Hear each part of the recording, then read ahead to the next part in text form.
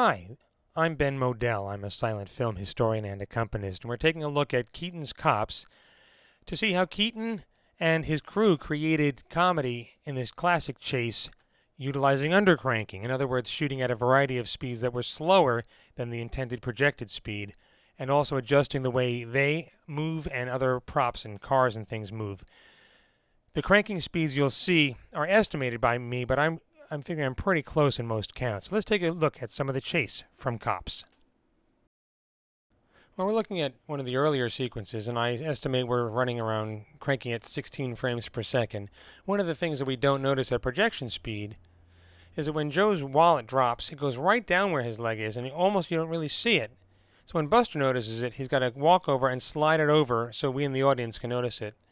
Notice Buster opens it twice. There's that repetition that has to be done so that it'll read when projected faster. Buster seems to have his spine and legs all in one piece there every time he gets shoved. And notice right there, Joe Roberts falls on purpose almost before the car completely stops, but it looks like he's been knocked over by it when we're running at projection speed. Notice that tangle up between the two of them has taken quite a little bit of time. And notice how much time Buster waits after the car leaves the shot before pulling out the wallet. And notice he takes a look at it. And when we cut to the shot inside the car, notice Joe checks several places. His back pocket, his jacket, his back pocket, over and over. He's got to check a number of times so that when it's run faster, it reads. And notice this is very clear that he's grabbed just the wallet and not the money. But when it's run faster, we don't really notice. And notice again, Joe it looks inside his wallet several times so that it'll register when the film is run faster. And there's plenty of time for Joe to get out of the car and for Buster to get in, although it seems like one smooth movement when the film is run faster. It's one of the advantages of adjusting the car speed and everything else for projected speed later.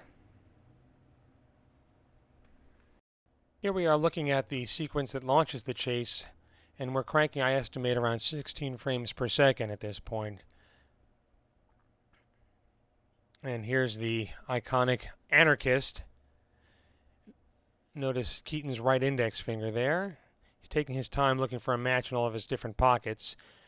And what we're about to notice when he does toss the bomb is the amount of time between it landing and Buster noticing it. 1, then he notices it, then he picks it up and lights the fuse. Takes his time with it.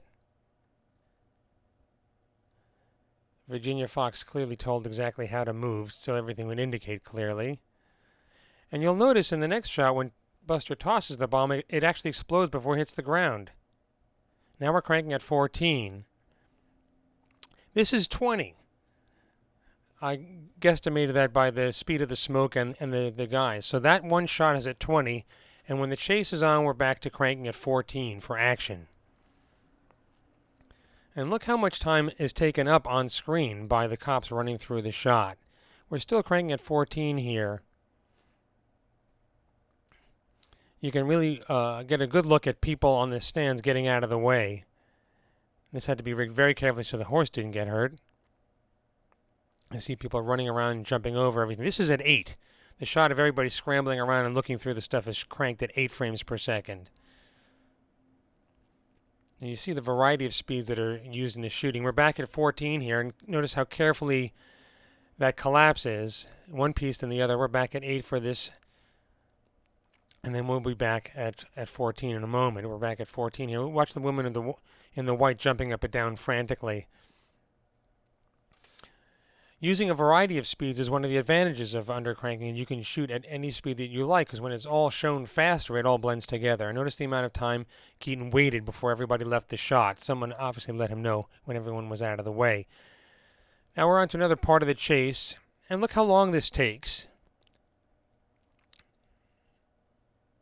And also the reality of this is that all the cops would clearly have heard each other and seen each other. But again, that reality which is different with undercranking, allows you to sort of just buy the logic of it.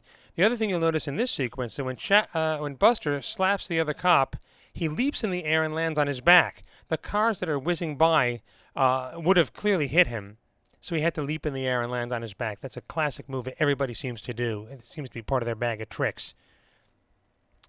And again, notice how long this takes to happen.